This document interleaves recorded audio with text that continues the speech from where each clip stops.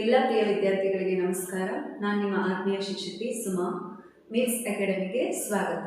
ಈ ದಿನ SSLCಯ ಕನ್ನಡ ವಿಷಯದ ಗದ್ಯಭಾಗ ಮತ್ತು ಪದ್ಯಭಾಗದಲ್ಲಿ ಮೊದಲನೇ ಪದ್ಯ ಆದಂತಹ ಸಂಕಲ್ಪ ಗೀತೆ ಅನ್ನೋ ಒಂದು ಪದ್ಯದ ಸಾರಾಂಶವನ್ನು ಈ ವಿಡಿಯೋದಲ್ಲಿ ತಿಳಿಯುತ್ತಾ ಹೋಗೋಣ. ನೋಡಿ, ಸಂಕಲ್ಪ ಗೀತೆಯನ್ನ ರಚನೆ ಮಾಡಿದವರು GS ಶಿವರುದ್ರಪ್ಪನವರು. GS ಶಿವರುದ್ರಪ್ಪ ಅಂದ್ರೆ ಏನು? ಜಿ ಅಂದ್ರೆ ಗುಗ್ಗರಿ ಶಾಂತವೀರಪ್ಪ ಶಿವರುದ್ರಪ್ಪ. GS ಅಂದ್ರೆ ಅರ್ಥ ಏನು? ಗುಗ್ಗರಿ ಶಾಂತವೀರಪ್ಪ ಶಿವರುದ್ರಪ್ಪ. ಇವರು ಶಿವಮೊಗ್ಗ ಜಿಲ್ಲೆಯ ಶಿಕಾರಿಪುರದವರು. ಕ್ರಿಸ್ತ ಶತಕ 1926ರಿಂದ 2013ರವರೆಗೆ ಇವರ ಕಾಲ. ಹಾಗೂ ಮೈಸೂರು ಉಸ್ಮಾನಿಯಾ ಮತ್ತು ಬೆಂಗಳೂರು ವಿಶ್ವವಿದ್ಯಾನಿಲಯದಲ್ಲಿ ಕನ್ನಡ ಪ್ರಾಧ್ಯಾಪಕರಾಗಿ ಹಾಗೂ ಕನ್ನಡ ಅಧ್ಯಯನ ಕೇಂದ್ರದ ನಿರ್ದೇಶಕರಾಗಿ ಸೇವೆಯನ್ನ ಸಲ್ಲಿಸಿದ್ದಾರೆ. ಕವಿ ಪರಿಚಯದಲ್ಲಿ ನೀವು ಏನೇನು ಬರಬೇಕು ಅಂದರೆ ಅವರ ಹೆಸರು, ಹಾಗೆ ಅವರ ಕಾಲ ಮತ್ತೆ ಅವರು ಸೇವೆ ಎಲ್ಲಿ ಸಲ್ಲಿಸಿದ್ದಾರೆ ಅನ್ನೋದನ್ನ ನೀವು ಬರೀಬೇಕಾಗುತ್ತೆ. ಅದಕ್ಕಿಂತ ಹೆಚ್ಚಾಗಿ ಕೃತಿಗಳು, ಮುಖ್ಯವಾದ ಕೃತಿಗಳು ಯಾವುದು ಅಂತ ಕೇಳ್ತಾರೆ.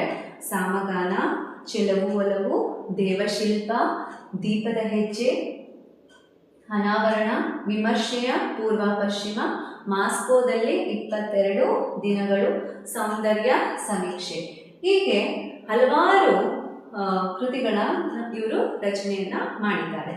ಅಷ್ಟೇ ಅಲ್ಲದೆ ಕಾವ್ಯಾರ್ಥ ಚಿಂತನಾ ಕೃತಿಗೆ ಕೇಂದ್ರ ಸಾಹಿತ್ಯ ಅಕಾಡೆಮಿ ಪ್ರಶಸ್ತಿಯು ಕೂಡ ಇವರು ತಂದುಕೊಟ್ಟಿದ್ದಾರೆ. ಅಷ್ಟೇ ಅಲ್ಲದೆ ಹಂಪಿ ಮತ್ತು ಕನ್ನಡ ವಿಶ್ವವಿದ್ಯಾನಿಲಯದ ನಾಡೋಜ ಪುರಸ್ಕಾರಕ್ಕೂ ಕೂಡ ಇವರು ಭಾಜನರಾಗಿದ್ದಾರೆ.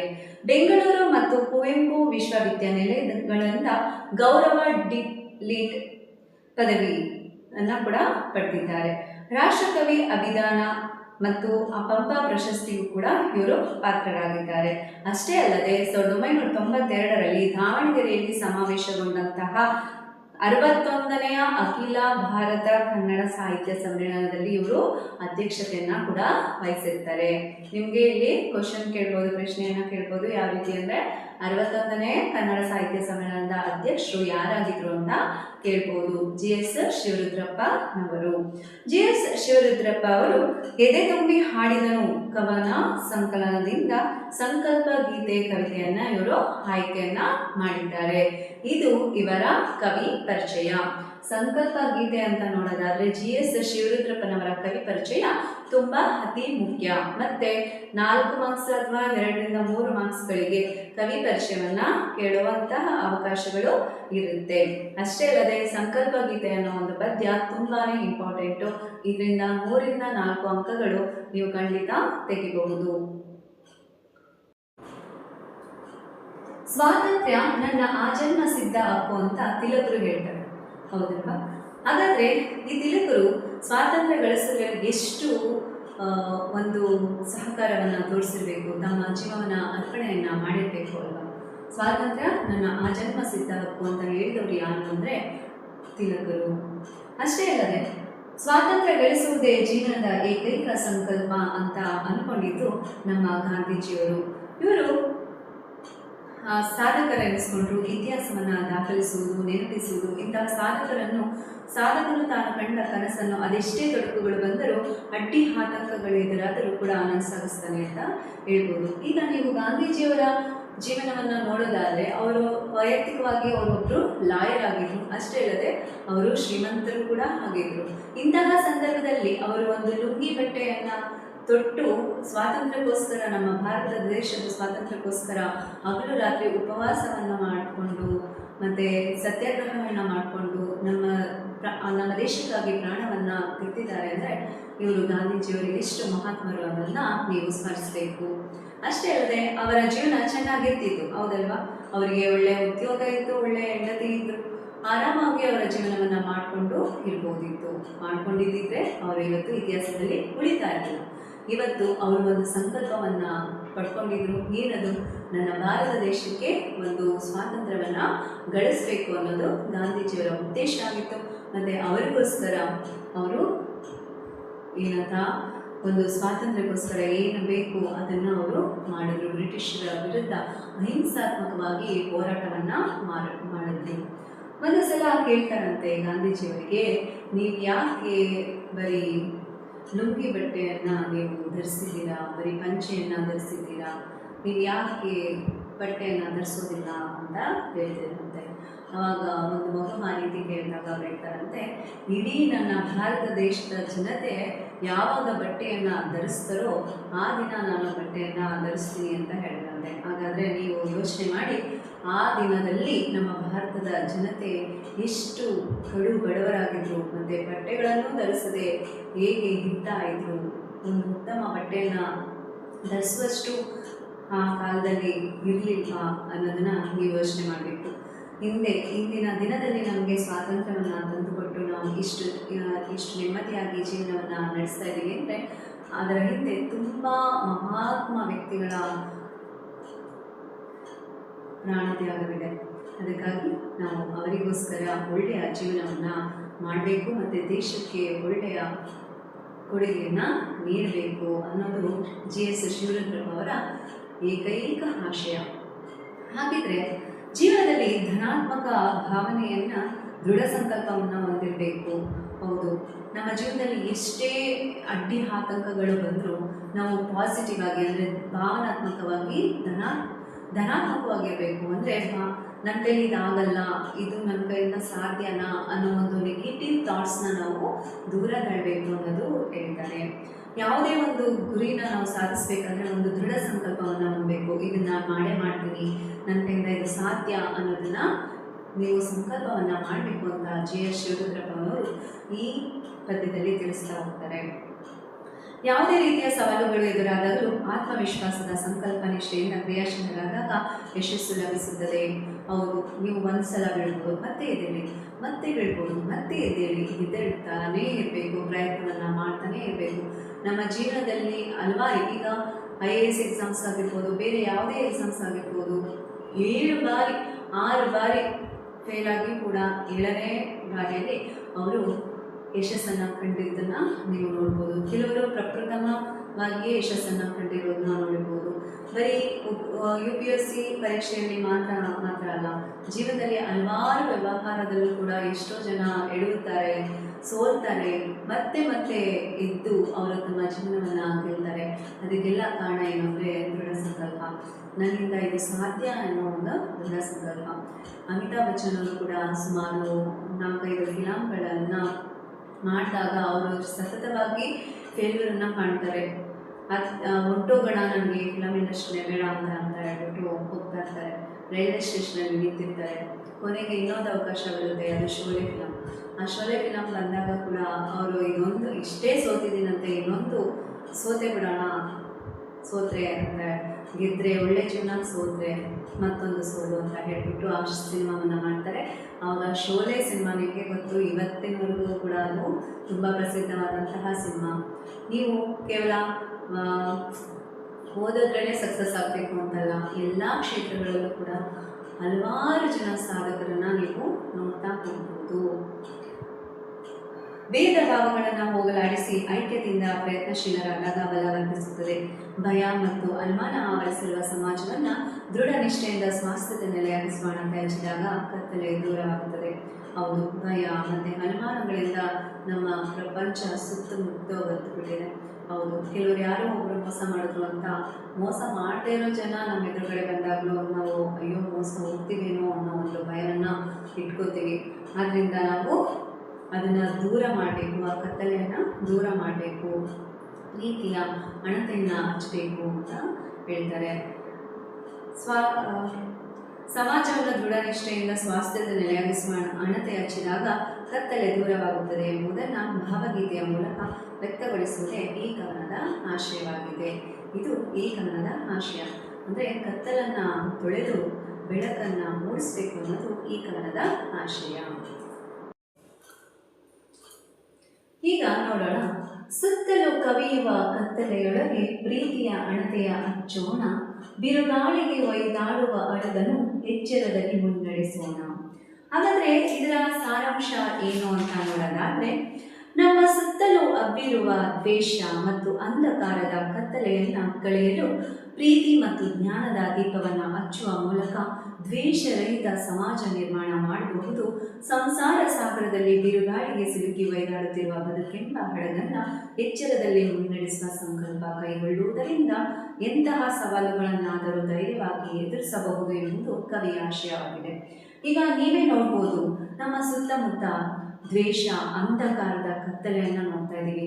ಈಗ ಅಣ್ಣ ತಮ್ಮಂದಿರಲ್ಲೇ ನಾವು ದ್ವೇಷವನ್ನು ನೋಡ್ತಾ ಇದ್ದೀವಿ. ಒಂದೇ ತಾಯಿಯ ಹೊಟ್ಟೆಯಲ್ಲಿ ಜನಿಸಿದಂತಹ ಅಣ್ಣ ತಮ್ಮಂದಿರು ಕೊಲೆಯನ್ನು ಮಾಡ್ಕೋತಾ ಇದ್ದಾರೆ. ಒಂದಿಷ್ಟು ಜಾಗ ಭೂಮಿಗೆ ಮತ್ತು ಒಂದು ಹೆಣ್ಣಿಗಾಗಿ. ನೀವೇ ನೋಡ್ಬೋದು, ನಮಗೆ ಮಹಾಭಾರತ ನಡೆದಿದ್ದು ಒಂದು ಹೆಣ್ಣಿಗಾಗಿ, ರಾಮಾಯಣ ನಡೆದಿದ್ದು ಕೂಡ ಒಂದು ಹೆಣ್ಣಿಗಾಗಿ. ಸುತ್ತಲೂ ಏನಿದೆ ಅಂತಂದರೆ ದ್ವೇಷ ಇದೆ, ಅಂಧಕಾರ, ಕತ್ತಲೆ ತುಂಬಿಕೊಂಡಿದೆ. ಇದನ್ನು ನಾವು ಪ್ರೀತಿ ಮತ್ತು ಜ್ಞಾನದ ದೀಪವನ್ನು ಹಚ್ಚುವ ಮುಖಾಂತರ ದ್ವೇಷರಹಿತ ಸಮಾಜವನ್ನು ನಿರ್ಮಾಣ ಮಾಡೋಣ ಅಂತ ಹೇಳ್ತಾರೆ. ನಮ್ಮ ಅಶ್ವಥ್ ಅವರು ಹಾಡ್ತಾರೆ, ಎಲ್ಲಿದೆ ನಂದನ, ಎಲ್ಲಿದೆ ನಂದನ, ಎಲ್ಲ ಇವೆ ನಮ್ಮೊಳಗೆ, ಒಳಗಿನ ತಿಳಿಯನು, ಒಳಗಿನ ತಿಳಿಯನು, ಕಲಕದೆ ಇದ್ದರೆ ಅಮೃತದ ಸವಿಯಿದೆ ನಾಲಿಗೆಗೆ. ಅಂದರೆ ನಮ್ಮ ಕುಟುಂಬದಲ್ಲಿ ನಡೆಯುವಂತಹ ವಿಚಾರಗಳಲ್ಲಿ ಒಳ್ಳೆಯದನ್ನು ಹುಡುಕಬೇಕು, ಕೆಟ್ಟದನ್ನು ಹುಡುಕಬಾರ್ದು, ಕೆಟ್ಟದನ್ನು ನಾವೇ ಹಳಸಾಕ್ಬೋದು ಅನ್ನೋದು ಈ ಕವಿಯ ಆಶಯ. ಹಾಗೆ ನಾವು ಪ್ರತಿಯೊಂದರಲ್ಲೂ ಪ್ರೀತಿ, ವಿಶ್ವಾಸ, ನಂಬಿಕೆಯನ್ನು ನೋಡ್ತಾ ಹೋದರೆ ನಮ್ಮಲ್ಲಿ ಯಾವುದೇ ಜಗಳ, ದ್ವೇಷಗಳು ಹುಟ್ಟೋದಿಲ್ಲ. ನಾವು ನಮ್ಮವರಿಗಾಗಿ ಬದುಕಬೇಕು, ನಮ್ಮವರಿಗೋಸ್ಕರ ಬದುಕಬೇಕು ಅನ್ನೋದು ಕವಿಯ ಆಶಯ. ನಮ್ಮ ಕುಟುಂಬದಲ್ಲಿ ದ್ವೇಷರಹಿತವಾಗಿ ಮಾತುಗಳನ್ನು ಬಂದರೆ ಸಮಾಜದಲ್ಲಿ ಆಗಿರ್ಬೋದು, ಕುಟುಂಬದಲ್ಲಿ ಆಗಿರ್ಬೋದು, ಪ್ರೀತಿ ವಿಶ್ವಾಸಗಳು ಜೊತೆಗೂಡಿದ್ರೆ ಈ ದ್ವೇಷ ಅನ್ನೋ ಅಂಧಕಾರವನ್ನು ನಾವು ಈಸಿಯಾಗಿ ತುಳಿಬೋದು ಅನ್ನೋದು, ಸುಲಭವಾಗಿ ತೊಳಿಬೋದು ಅನ್ನೋದು ನಮ್ಮ ಕವಿಯ ಆಶಯ. ಸಂಸಾರ ಸಾಗರದಲ್ಲೂ ಕೂಡ ಬಿರುಗಾಳಿಗೆ ಸಿಲುಕಿ ಒಯ್ದಾಡ್ತಿರೋದು ಯಾವುದರಿಂದ? ಈಗ ನೀವು ನೋಡ್ಬೋದು, ಅತ್ತೆ ಸೊಸೆಯರ ಜಗಳ ನೋಡ್ಬೋದು, ಮತ್ತು ಮಾವಂದಿರ ಮತ್ತು ಬೀಗರ, ಹೀಗೆ ಪ್ರತಿಯೊಂದು ಸಣ್ಣ ಪುಟ್ಟ ವಿಚಾರದಲ್ಲೂ ಜಗಳಗಳನ್ನ ಮಾಡೋದನ್ನ ನೋಡ್ಬೋದು. ಜಗಳ ಯಾಕೆ ಆಡಬೇಕು, ಯಾವ ವಿಷಯಕ್ಕೆ ಆಡ್ತಾ ಇದ್ದೀವಿ, ವ್ಯಕ್ತಿ ಮುಖ್ಯನಾ ಅಥವಾ ಸಮಾಜದಲ್ಲಿ ನಮ್ಮ ಬಾಂಧವ್ಯ ಮುಖ್ಯನಾ ಅಂತ ನೋಡ್ತಾ ಹೋದರೆ ನಾವು ಖಂಡಿತ ನಾವು ಪ್ರೀತಿ ಅನ್ನೋ ಅಣತೆಯನ್ನು ಹಚ್ಬೋದು. ಈಗ ಅಣ್ಣ ತಮ್ಮದಿರಲ್ಲಿ ಒಬ್ಬ 1000 ರೂಪಾಯಿ ಜಾಸ್ತಿ ಸಂಪಾದನೆ ಮಾಡ್ತಾನೆ ಅಂದರೆ ತಮ್ಮನೇ ಸಹಿಸೋದಿಲ್ಲ, ತಮ್ಮ ಜಾಸ್ತಿ ಸಂಪಾದನೆ ಮಾಡ್ತಾನೆ ಅಂದರೆ ಅಣ್ಣನೇ ಸಹಿಸೋದಿಲ್ಲ. ಈ ರೀತಿ ಸಮಾಜದಲ್ಲಿ ಅಣ್ಣ ತಮ್ಮಂದಿರ ಮಧ್ಯೆ, ಅಕ್ಕ ತಂಗಿಯರ ಮಧ್ಯೆ ಅಸೂಹೆ ಅನ್ನೋದು ಮೂಡಿರೋದ್ರಿಂದ ನಮ್ಮ ಸಮಾಜದಲ್ಲಿ ದ್ವೇಷ ಹುಟ್ಕೊಂಡಿದೆ, ಅಂಧಕಾರ ಹುಟ್ಕೊಂಡಿದೆ. ಈ ಜನ್ಮದಲ್ಲಿ ಯಾವುದೂ ಶಾಶ್ವತವಲ್ಲ, ನಾವೆಲ್ಲ ಬರಿ ಕೈಲಿ ಬಂದವರು, ಬರಿ ಕೈಲಿ ಹೋಗಬೇಕು ಅಂತ ಅಂದ್ಕೊಂಡಾಗ ಮಾತ್ರ ನಮ್ಮ ಸಮಾಜ ಒಳ್ಳೆಯ ಸಮಾಜ ಆಗುತ್ತೆ, ಪ್ರೀತಿ ತುಂಬಿದ ಸಮಾಜ ಆಗುತ್ತೆ ಅಂತ ಇಲ್ಲಿ ಕವಿ ಆಶಿಸ್ತಾರೆ. ಎರಡನೇದು, ಕಲುಷಿತವಾದ ನದಿ ಜಲಗಳಿಗೆ ಮುಂಗಾರಿನ ಮಳೆಯಾಗೋಣ, ಬರಡಾಗಿರುವಿ ಕಾಡು ಮೇಡುಗಳ ವಸಂತವಾಗುತ್ತಾ ಮುಟ್ಟೋಣ. ಅಂದರೆ ಮಾನವನ ದುರಾಸೆಗೆ ಸಿಲುಕಿ ಕಲುಷಿತವಾಗಿರುವ ನದಿ ಜಲಗಳನ್ನು ಶುದ್ಧೀಕರಿಸಲು ನಾವು ಮುಂಗಾರಿನ ಮಳೆಯಾಗಬೇಕು. ಅಂದರೆ ನಿಮಗೆ ಗೊತ್ತು, ನಮ್ಮ ಮಾನವನ ಎಲ್ಲ ಬೇಡವಾದಂತಹ ವಸ್ತುಗಳು ಸೇರುವುದು ನೀರಿಗೆ, ಕಾರ್ಖಾನೆಯಿಂದ ಬಂದಂತಹ ತ್ಯಾಜ್ಯ ವಸ್ತುಗಳು ಸೇರುವುದು ನೀರಿಗೆ. ಆ ನೀರು ಮತ್ತೆ ಶುದ್ಧೀಕರಿಸಬೇಕು ಅಂದರೆ ಮತ್ತೆ ಮುಂಗಾರು ಮಳೆ ಆಗಬೇಕು ಅಲ್ವಾ? ಹರಿಯೋ ನದಿ ಯಾವಾಗಲೂ ಶುದ್ಧ ಗಂಗೆ ಅಂತ ಹೇಳ್ತಾರೆ. ಅಂದರೆ ಹರಿತಾ ಇರುವಂತಹ ನದಿ ಶುದ್ಧ ನೀರನ್ನು ತಗೊಂಡು ಹೋಗುತ್ತೆ, ತನ್ನ ನೀರನ್ನು ತಿಳಿಯಾಗಿ ಮಾಡ್ತಾ ಅವಳು ತುಂಬ ಶುದ್ಧವಾಗಿ ಕಾಣ್ತಾಳೆ ಅನ್ನೋದನ್ನ ನೋಡ್ಬೋದು. ನಾವು ಮುಂಗಾರಿನ ಮಳೆ ಆಗೋಣ ಅಂತ ಹೇಳ್ತಿದ್ದಾರೆ. ಅಂದರೆ ಪರಿಸರ ರಕ್ಷಿಸುವ ಪರಿಸರ ಪ್ರೇಮಿ ಆಗಬೇಕು. ಹೌದು, ನಾವು ಕಸದ ಬುಟ್ಟಿಯಲ್ಲಿ ಶೇಖರಿಸಿ ಎಲ್ಲಿ ವಿಲೇವಾರಿ ಮಾಡಬೇಕು ಅಲ್ಲೇ ವಿಲೇವಾರಿ ಮಾಡಬೇಕು. ನದಿಗಳಿಗೆ ಹಾಕುವುದು ಅದು ನದಿಯನ್ನು ಕಲುಷಿತ ಮಾಡುವುದು ನಮಗೆ ಒಳ್ಳೆಯದಲ್ಲ ಅಂತ ಕವಿ ಹೇಳ್ತಾರೆ. ಕಾಡು ಮೇಡುಗಳು ಬರಡಾಗಿದ್ದು ಅವುಗಳನ್ನು ಉಳಿಸಿ ಬೆಳೆಸಬೇಕು. ಅದಕ್ಕಾಗಿ ನಾವು ಹಚ್ಚ ಹಸಿರಿನಿಂದ ಕಂಗೊಳಿಸುವ ಸಮೃದ್ಧವಾದ ವಸಂತ ಕಾಲವಾಗಬೇಕು. ಈಗ ಕಾಡು ಮೇಡುಗಳನ್ನ ನಾವು ಕ್ಷೀಣಿಸ್ತಾ ಇದ್ದೀವಿ, ಅಂದರೆ ಕಡಿತಾ ಇದ್ದೀವಿ. ಯಾಕೆ? ಪೀಠೋಪಕರಣಗಳ ತಯಾರಿಕೆಗೆ ಮತ್ತು ಹಲವಾರು ಕಾಡು ಮರಗಳನ್ನು ನಾವು ಏನು ಮಾಡ್ತಾ ಇದ್ದೀವಿ? ಕತ್ತರಿಸ್ತಾ ಇದ್ದೀವಿ, ಅಂದರೆ ನಾಶವನ್ನು ಮಾಡ್ತಾ ಇದ್ದೀವಿ. ಹಲವಾರು ಪೀಠೋಪಕರಣಗಳ ಮನೆ ಕಟ್ಟಡ ನಿರ್ಮಾಣಕ್ಕಾಗಿ ಕಡಿತಾ ಇದ್ದೀವಿ. ಅದ್ರ ಬದಲು 1 ಗಿಡ ಕಡಿದ್ರೆ 100 ಗಿಡ ನೆಡೋ ಅಂತ ಹೇಳ್ತಾರೆ. ಆ ರೀತಿ ಹಲವಾರು ಗಿಡಗಳನ್ನ ನೆಟ್ಟಿ ನಾವು ಸುತ್ತ ನಮ್ಮ ಹಸಿರನ್ನು ನಾವು ಉಳಿಸ್ಕೋಬೇಕು ಅಂತ ಕವಿ ಇಲ್ಲಿ ಆಶಿಸ್ತಿದ್ದಾರೆ. ಹಸಿರು ಇಲ್ಲ ಅಂದರೆ ಆಮ್ಲಜನಕದ ಕೊರತೆಯೂ ಕೂಡ ಉಂಟಾಗುತ್ತೆ. ಅಷ್ಟೇ ಅಲ್ಲದ ಇಂಗಾಲದ ಡೈಆಕ್ಸೈಡ್ ಪ್ರಮಾಣ ನಮ್ಮ ವಾತಾವರಣದಲ್ಲಿ ಜಾಸ್ತಿಯಾಗಿ ಹಸಿರುಮನೆ ಪರಿಣಾಮ ಕೂಡ ಉಂಟಾಗುತ್ತೆ. ನಮ್ಮ ಪರಿಸರವನ್ನು ನಾವು ಉಳಿಸ್ಕೋಬೇಕು ಅಂತ ಇಲ್ಲಿ ಕವಿ ನಮ್ಮಲ್ಲಿ ಆಶಿಸ್ತಾ ಇದ್ದಾರೆ. ಸಮೃದ್ಧವಾದ ವಸಂತ ಕಾಲವಾಗಬೇಕು. ಒಟ್ಟಾರೆ ನಾವೆಲ್ಲ ಪರಿಸರ ಸಂರಕ್ಷಣೆಯ ಸಂಕಲ್ಪ ಮಾಡಬೇಕು ಎಂಬುದು ಕವಿಯ ಆಶಯವಾಗಿದೆ. ಈಗ ಮೊದಲನೇ ಪ್ಯಾರದಲ್ಲಿ ಕವಿ ಏನು ಹೇಳ್ತಾರೆ? ನಮ್ಮಲ್ಲಿರುವ ಅಂಧಕಾರವನ್ನು ತೊಳೆಯೋಣ, ದ್ವೇಷ ಅಸೂಯೆಗಳನ್ನ ತೊಳೆಯೋಣ ಅಂತ ಹೇಳ್ತಾರೆ. ಎರಡನೇದು ಪರಿಸರದ ಸಂರಕ್ಷಣೆಗಾಗಿ ನಮ್ಮ ಕಾರ್ಯಗಳನ್ನ ತಿಳಿಸ್ತಾ ಇದ್ದಾರೆ. ನದಿ ಜಲಗಳನ್ನ ಯಾವ ರೀತಿ ರಕ್ಷಿಸ್ಕೋಬೇಕು ಅನ್ನೋದನ್ನ ಕವಿ ತನ್ನ 2ನೇ ಪ್ಯಾರದಲ್ಲಿ ತಿಳಿಸ್ತಾ ಇದ್ದಾರೆ. ಈಗ 3ನೇ ಪ್ಯಾರವನ್ನು ನೋಡೋಣ. ವಿದ್ಯುತ್ತನ್ನು ಮೇಲೆ ಬಿಸಿ ನಿಲ್ಲಿಸಿ ಹೊಸ ಭರವಸೆಗಳ ಕಟ್ಟೋಣ, ಮನುಷ್ಯರ ನಡುವಣ ಅಡ್ಡ ಗೋಡೆಗಳ ಕೆಳುವುತ ಸೇತುವೆಯಾಗೋಣ. ಅಂದರೆ ಅತ್ಯಾಚಾರ, ಅನಾಚಾರ, ಭ್ರಷ್ಟಾಚಾರ, ಅಸ್ಪೃಶ್ಯತೆ, ಅಸಮಾನತೆಗಳಿಂದ ಅಧಂಪತನಗೊಂಡಿರುವ ಸಮಾಜವನ್ನು ಹೊಸ ಭರವಸೆಗಳ ಮೂಲಕ ಮೇಲೆತ್ತಬೇಕು. ಅಂದರೆ ಈಗ ನಿಮ್ಗೆ ಗೊತ್ತು, ಈಗ ಅತ್ಯಾಚಾರ ಆದಂತಹ ಒಂದು ಹೆಣ್ಣು ಮಗಳನ್ನು ಅಯ್ಯೋ ಇವಳಿಗೆ ಅತ್ಯಾಚಾರವಾಗಿದೆ ಅಂತ ಹೇಳ್ಬಿಟ್ಟು, ಅಂದರೆ ಇಲ್ಲಿ ನೋಡಿ, ವಿದ್ಯುತ್ತನ್ನು ಮೇಲೆಬ್ಬಿಸಿ ನಿಲ್ಲಿಸಿ ಹೊಸ ಭರವಸೆಗಳನ್ನು ಕಟ್ಟೋಣ ಅಂತ ಹೇಳ್ತಾರೆ. ಈಗ ಹುಡುಗಿ ಅತ್ಯಾಚಾರವಾಗಿದ್ದಾಳೆ ಅಂತ ಹೇಳ್ಬಿಟ್ಟು ಅವಳಿಗೆ ಕೀಳಾಗಿ ನೋಡೋದು, ಆ ಥರ ಮಾಡಿದ್ರೆ ಆ ಮಗು ಸಾಯುವಂಥ ಸಂದರ್ಭಗಳು ಹೆಚ್ಚು. ಅದೇ ಆ ಮಗುವಿನಲ್ಲಿ ಏನೂ ತಪ್ಪಿರೋದಿಲ್ಲದ್ರಿಂದ ನಾವು ಅದನ್ನು ಪಾಸಿಟಿವ್ ಆಗಿ, ಅಂದರೆ ಧನಾತ್ಮಕವಾಗಿ ಚಿಂತನೆ ಮಾಡಿ ಅವರಿಗೆ ಅಸಮಾನತೆ, ಅವ್ರಿಗೇನು ಅನಾಚಾರ, ಭ್ರಷ್ಟಾಚಾರ, ಅಸ್ಪೃಶ್ಯತೆ, ಅಸಮಾನತೆಗಳಿಂದ ಏನು ಇದಾಗಿರುತ್ತೋ ಅದಕ್ಕೆ ನ್ಯಾಯವನ್ನು ಕೊಡಿಸ್ಬೇಕಾದದ್ದು ಜವಾಬ್ದಾರಿ ನಮ್ಮದಾಗಿರುತ್ತೆ. ಅಧಂಪತನಗೊಂಡಿರುವ ಸಮಾಜವನ್ನು ಹೊಸ ಭರವಸೆಗಳ ಮುಖಾಂತರ ನಾವು ಮೇಲೆತ್ತಬೇಕು ಅಂತ ಹೇಳ್ತಾರೆ. ಭ್ರಷ್ಟಾಚಾರ ಆಗಿರುತ್ತೆ, ಹಲವಾರು ರೈತರಿಗೆ ಕೆಲವೊಂದು ಸವಲತ್ತುಗಳು ಸಿಕ್ಕಿರೋದಿಲ್ಲ, ಅವರಿಗೆ ಕೂಡ ನಾವು ಕೆಲವೊಂದು ಸವಲತ್ತುಗಳು ಸಿಗೋ ಥರ ಮಾಡಬೇಕು. ಹೆಣ್ಣಿಗೆ ಎಷ್ಟೋ ಜನ ಮೋಸ ಮಾಡಿರ್ತಾರೆ, ದ್ರೋಹ ಮಾಡಿರ್ತಾರೆ, ಅವರಿಗೆಲ್ಲ ನಾವು ಧೈರ್ಯವನ್ನು ತುಂಬಿ ಜೀವನದಲ್ಲಿ ಹೊಸ ಭರವಸೆಗಳನ್ನ ಮೂಡಿಸ್ಬೇಕು ಅಂತ ಕವಿ ಇಲ್ಲಿ ಆಶಿಸ್ತದೆ.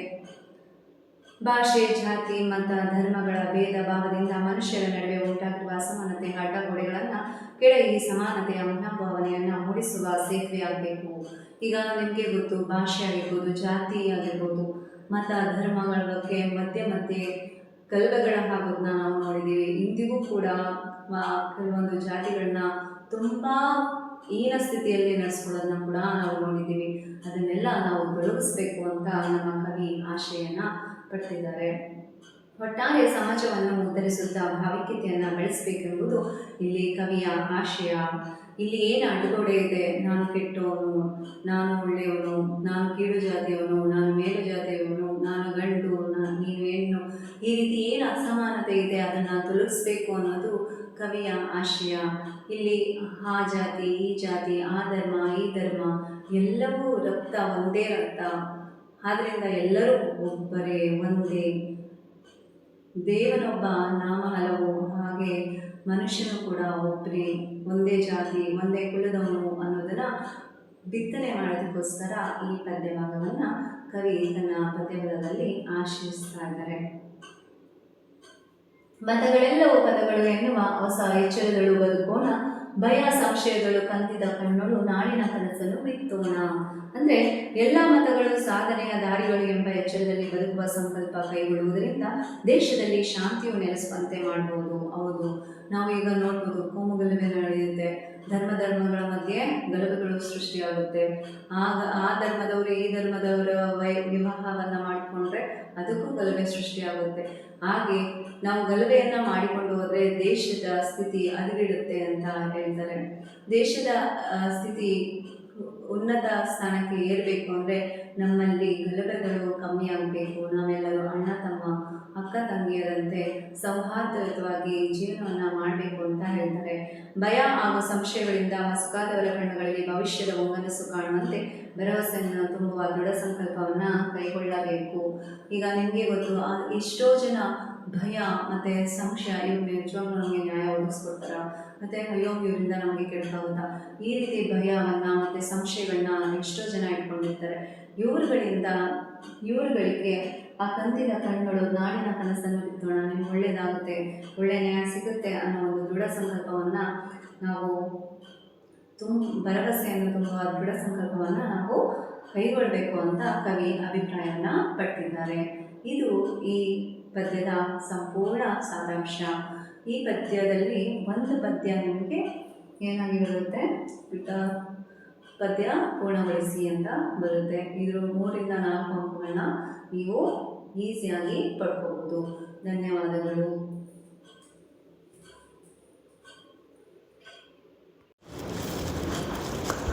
ಸಂಕಲ್ಪ ಗೀತೆಯ ಸಾರಾಂಶವನ್ನು ನೀವು ಈಗ ತಿಳಿದುಕೊಂಡ್ರಿ. ಈ ವಿಡಿಯೋ ನಿಮಗೆ ಇಷ್ಟವಾದಲ್ಲಿ ನಿಮ್ಮ ಸ್ನೇಹಿತರಿಗೆ ಶೇರ್ ಮಾಡಿ ಹಾಗೂ ಸಬ್ಸ್ಕ್ರೈಬ್ ಮಾಡೋದನ್ನ ಮರಿಬೇಡಿ. ಧನ್ಯವಾದಗಳು.